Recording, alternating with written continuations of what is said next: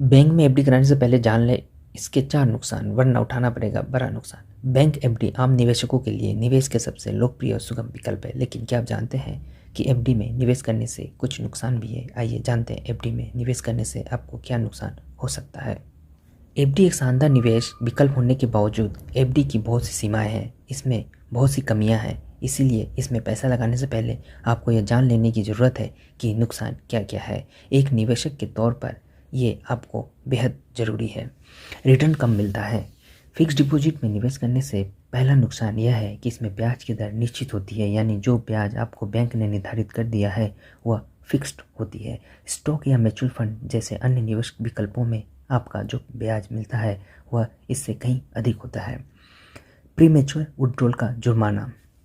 अगर तय अवधि से पहले आप एफडी को तोड़ते हैं तो आपको जुर्माना देना होता है। मार्केट की तेजी का लाभ नहीं मिलता। एफडी की एक कमी यह भी है, आपको योजना की अवधि के अंत तक निश्चित ब्याज दर मिलती रहती है।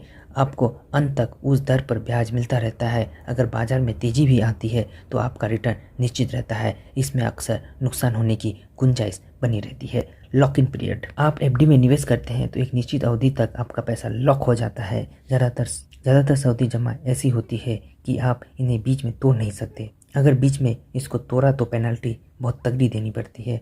आपको आपका पैसा तब नहीं मिलेगा जब तक कि फिक्स डिपॉजिट की अवधि समाप्त ना हो जाए। लाख इमरजेंसी क्यों ना हो, आपको पास ज़रूरत पड़ने पर आपका ही पैसा नहीं रहे। ब्याज पर लगता है टैक्स। एफडी पर आपको जो भी ब्याज मिलता है उस पर टैक्स देना पड़ता है। आपको जो भी ब्याज मिलेगा उस पर टैक्स चुकाना होगा। रुपए का मूल्य।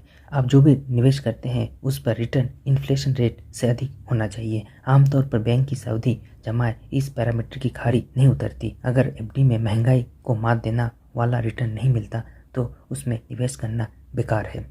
कैपिटल गेंस बेनिफिट नहीं। एफडी पर कोई कैपिटल गेंस लाभ नहीं कमाते। इससे दीर्घकालिक अवधि में आपको नुकसान